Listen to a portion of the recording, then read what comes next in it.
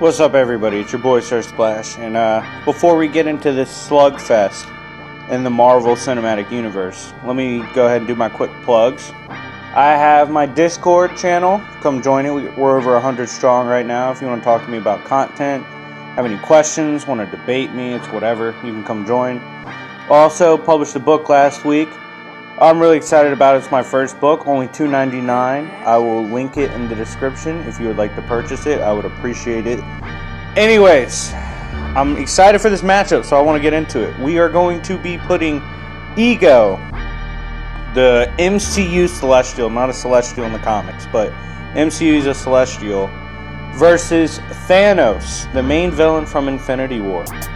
So, it's going to be a 2-round battle. First round, Thanos will not have the Infinity Gauntlet. Second round, Thanos has the Infinity Gauntlet. Also, this will be occurring on Ego because he's a fucking planet. So, he's kind of got to fight on his own turf. So, I mean, I'm not trying to give an advantage to Ego, but, like, that's where he is. So, anyways, I'm going to go ahead and break down Ego, and then I'll get into Thanos, and we'll go over who wins. Now, Ego, strength-wise, actually, let me go over his origin. Basically, he's the father of Peter Quill. As a Celestial, he is interested in populating the universe. So he goes around planet to planet, star system to star system, getting bitches pregnant. Ugly-ass aliens, too. It's fucking nasty. But got Peter Quill's mom pregnant on Earth. He wants to dominate the universe. That's what he does. He plants seeds. Not just in women, fucking pun intended, but he also literally plants seeds and tries to take over planets. But anyways, he's the main bad guy from Guardians of the Galaxy 2. And strength-wise, arguably planetary because he's literally a fucking planet. I would say probably in striking power and strength, continental, multi-continental from what we see him throw. He has complete control over his planet, so he can literally throw anything at you on that planet and create anything on the planet. Speed-wise, he's possibly relative to the speed of light. It's implied he could dodge laser blasts, but the issue with Ego, he's such a fucking tank that he's not in the business of dodging you, right? He'll just let you hit him, and he'll talk shit like, dude, what are you doing? We saw this when Peter Quill shot him like 30 times, and he was like, come on, dude, chill out.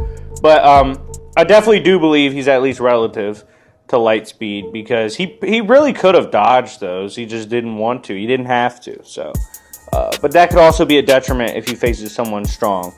Durability-wise, planetary, unless his core is compromised. So basically, he can take any strike you throw at him across the planet. Doesn't matter. He's coming back from it. You would have to destroy the planet. Or you just have to destroy his core at the center of the planet. Either way, if you compromise the core, you're good to go. Besides that, you just try to destroy the planet. So that's where his durability lies.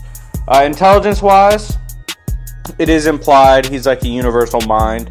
Basically, when he imbues Peter Quill with his level of knowledge, Peter claims he sees the universe, he sees the future, he sees creation, he sees everything.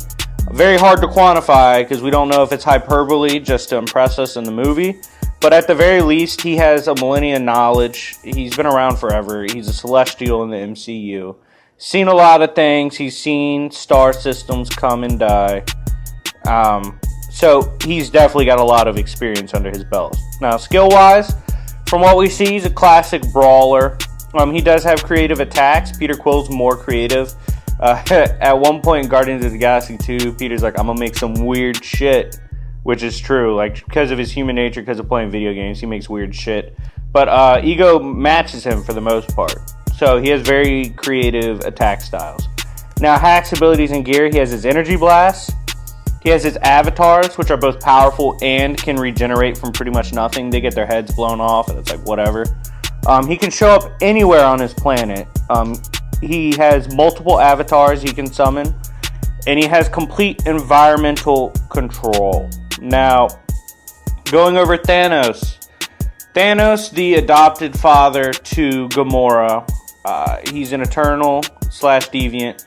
In the MCU, he lived on his planet of Titan, saw everyone was dying. In his mind, he's like, yo, we kill half the universe. We can make this place prosperous. They didn't listen, his planet dies, and he decides, hey, I'm going to kill half the population. That's the goal. So he's going to go after the fucking Infinity Stones to erase half the universe.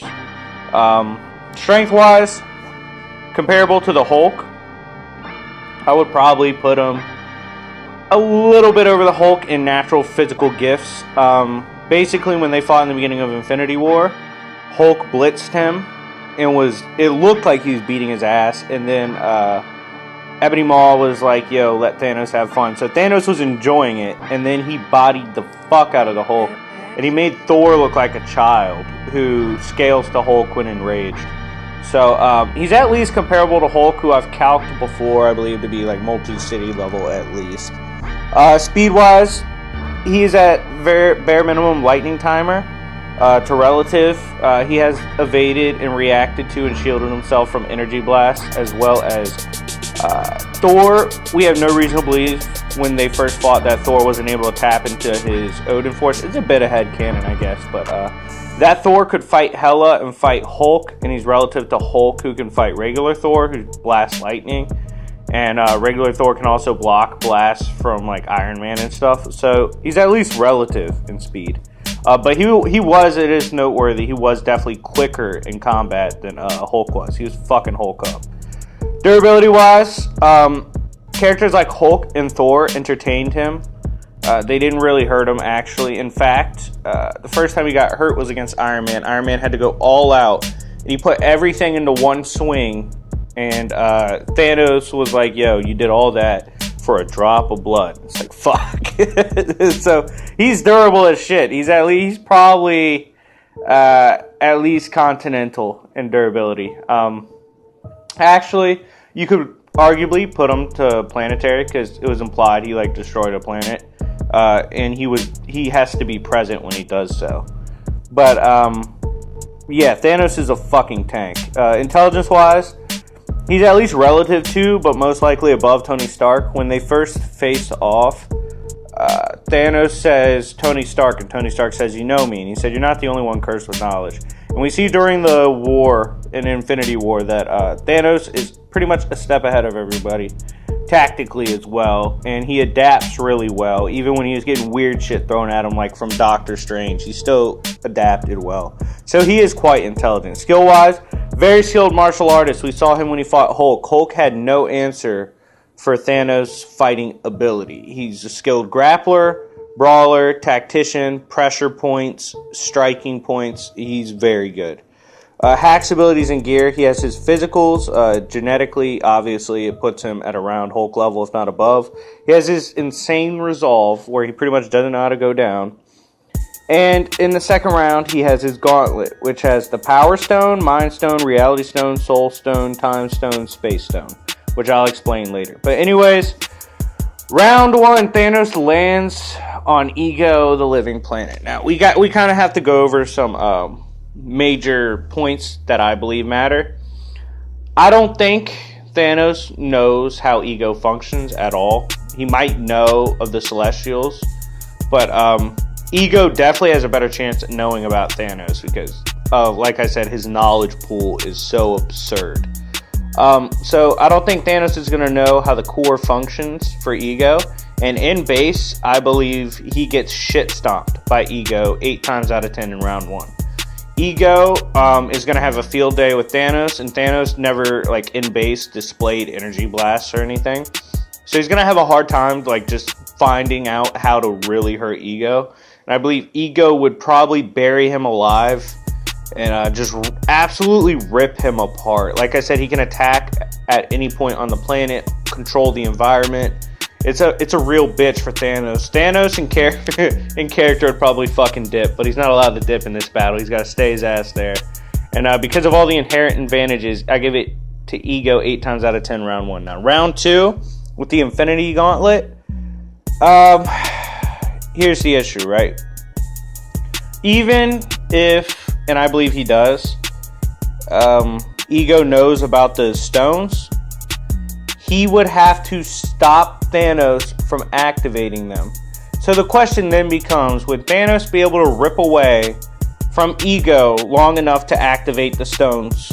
And I believe so. If you put him relative to the Hulk's at least multi-city level. We even saw Drax a couple times break away from constructs made by Ego. So I think if like Ego grabs his arm, he will be able to rip away and activate the stones. And like stuff like the Power Stone is implied he leveled a planet. He definitely completely one-shotted the ship of Thor, the massive ship. Time Stone, he can teleport. Reality Stone, he could fake something, fake reality, make Ego believe he won, and then come at us anywhere and fuck him up. He could teleport around Ego's planet and find how to hurt him. Thanos is intelligent enough, especially with the gauntlet, to like understand, hey, maybe he has a core function. His Soul Stone, I don't think is as big of a deal. His Time Stone, he could manipulate time, rewind time, which would be very powerful. It even, for Doctor Strange, stop Dormammu, so that's definitely something he could use. But anyways, because of all these advantages and the fact that Thanos could probably easily rip away, at least temporarily, from Ego's constructs, I give round 2 to Thanos 9 times out of 10, and with basic math, by a slight margin, Thanos wins the overall war. Anyways, let me know what you think. If you agree with me on each round, let me know down below. If you don't agree, you can also let me know and join my Discord. Like, subscribe, comment, buy my goddamn book. Okay, it's only $2.99. But anyways, it's been your boy Sir Splash, and I will see y'all later. Peace.